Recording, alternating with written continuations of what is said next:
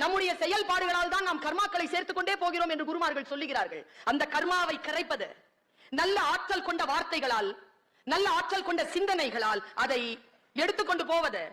என்ன கேட்டா இங்க ஏன் தெரியுமா அன்பு திருக்கோயில்னு சொல்லாம அறிவு திருக்கோயில்னு வச்சாங்க? யோசிச்சு பார்த்திருக்கோமா? இப்போ நினைச்சு பாருங்களேன், ரொம்ப புத்தியா இருந்தா அருட்காப்பு வச்ச இடத்துல மறைமுகமா லத்திய சொல்லிட்டுக்கிட்டு ஒரு தாத்தா வருவாருங்கிறத நம்ப முடியாதுங்க. அறிவு இருந்தா எப்படிங்க நம்புறது? அறிவு நம்பாதே. அறிவு இல்லைன்னு சொல்லி விவாதிக்குமே அறிவு. ஏன் அறிவு திருக்கோயில் வச்சாரு தெரியுமா? என்ன கேட்டா ஐயாவுடைய குருஜியினுடைய அறிவு என்கின்ற விளக்கத்தை வாசித்து பார்த்தேன். அறிவு என்கின்ற விளக்கம் என்ன தெரியுமா? வள்ளுவன் சொல்ற விளக்கம் தான். நான் மறுபடியும் வள்ளுவனுக்கு போறேன். வேதாத்திரியார் சொல்லுகின்ற அந்த அறிவுக்கான விஷயத்திற்குள் நான் போறேன். வள்ளுவனை தான் கைப்பிடிக்கிறேன். வள்ளுவன் சொல்கிறான், யாரோ ஒருவன் துன்பப்படுகிறான்னு நினைச்சுக்கோங்களேன். அந்த பட்ட துன்பத்தை என் துன்பம் போல் நான் உணரலன்னு வச்சுக்கோங்களேன். நான் பெற்ற அன்பினால் பயனில்லை என்று சொல்லவில்லை.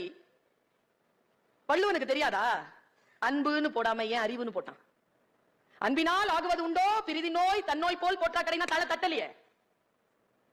ஒரிஜினலா இருக்குதே.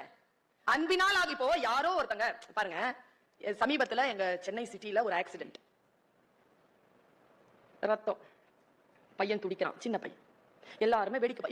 இப்ப பாத்தீங்களா நம்முடைய நான் சொல்றது முன்னாடி ஒருத்தர் சொன்னார், முதல்ல எல்லாம் தாத்தா காலத்துல எல்லாம் போய் உதவி செய்வாங்க, அப்பா காலத்துல அது அப்படியே குறைஞ்சு வேடிக்கை பார்த்தாங்க.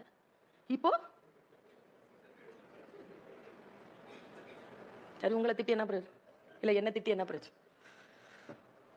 அப்படி நடந்துட்டு இருக்க ஒண்ணு. ஒரு மலையாள லேடிங்க பொழந்துட்டு ஓடி வந்துச்சு பாருங்க இந்த கூட்டத்தை. எந்த மோனேன்னு வந்துச்சுங்க. அந்த புள்ளைய எடுத்துட்டு ஆட்டோவை கூப்பிட்டு போட்டுட்டு நேரம் ஆஸ்பத்திரிக்கு ஓடிச்சு. ஆஸ்பத்திரியில போய் அட்மிட் பண்ணிட்டு வெளியில வந்து அவங்க மருந்து சீட்டு கேக்குறாங்க. உடனே இந்த மருந்தெல்லாம் வாங்கிட்டாங்க. வெளியில ஓடி போய் கடையில மருந்து கடையில மருந்து சீட்டு கேக்குறாங்க. அவ மருந்து கொடுன்னு, உடம்பெல்லாம் ரத்தம். பாட்டி அவர் சொன்னாரு, காசு அப்படின்னாரு. காசு இல்ல, மருந்து இல்லன்ட்டார்.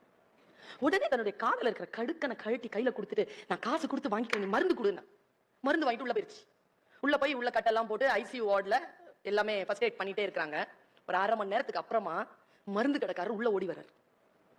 பார்த்தா அடிப்பட்டது அவர் புள்ள. இதை தூக்கி சுமந்துச்சு இல்ல, அது யாருன்னே தெரியாதுங்க. நான் ஒண்ணு சொல்லவா, இந்த பெண்கள் இருக்கிறோம்ல, நம்ம எல்லாருக்கிட்டையும் அந்த குணம் இருக்குங்க. பக்கத்து வீட்டுல வீடு பூட்டி இருந்துச்சுன்னா வாசல்ல வந்து உட்கார குழந்தைக்கு சோறு கொடுக்க மாட்டோம். வீட்டுக்கு கூட்டிட்டு போய் உட்கார வச்சு முகம் கழுவி டிஃபன் கொடுத்து ரெடி பண்ணி டியூஷன் அனுப்ப மாட்டோம். இன்னைக்கு அந்த குணம் குறைந்து விட்டது. தூரத்தில் இருக்கும் பக்கத்து வீடு, வெகு தூரத்தில்